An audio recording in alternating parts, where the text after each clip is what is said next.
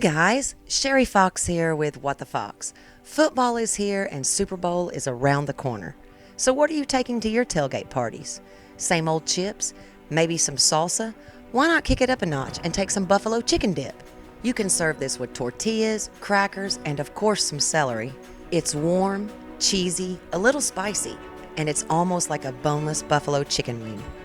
This recipe was given to me by a good friend of mine, Charlene Knight from Alabama.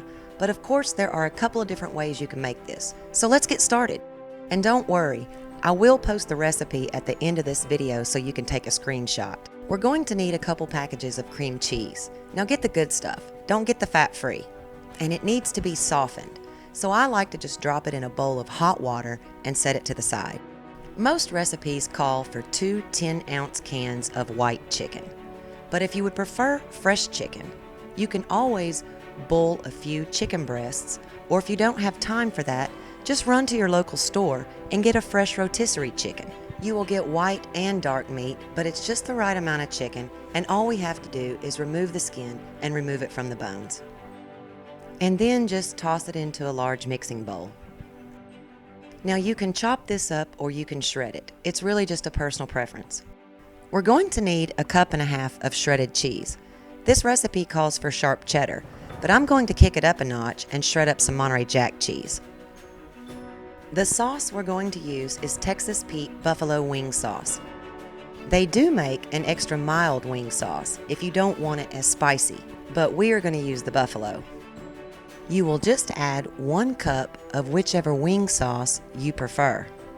Then we're going to add 3/4 cup of ranch dressing. I know, if you're a blue cheese lover, just substitute blue cheese, and you can even throw in some blue cheese crumbles. We are going to add about 1 cup of our cheese, because you want to save some for the top, but if you like cheese like I do, you could always just add more. If you like spicy, go ahead and throw in some cayenne. Maybe 1/2 teaspoon to a teaspoon depending on your taste, but I'm going to leave it out. Now we will just mix in our softened cream cheese.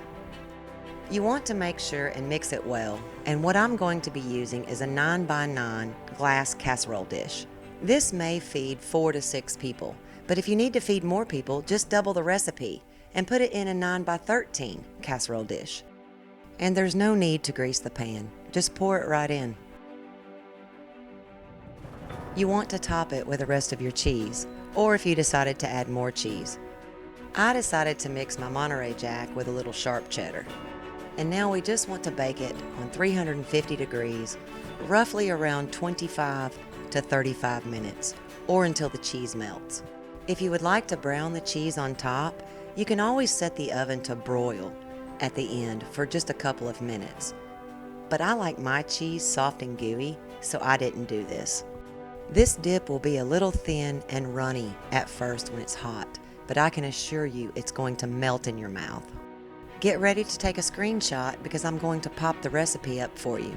I hope you guys enjoyed the video today, and I know you're going to be a big hit at your next gathering. If you like what we're doing here, guys, smash that like button for me. And can I encourage you to subscribe? I would greatly appreciate it. And don't forget to click that little bell. That way when I upload new videos, you'll be the first to know. This is Sherry saying you guys can do this easily. Thanks again, guys, for tuning in to What the Fox. Until next time, take care.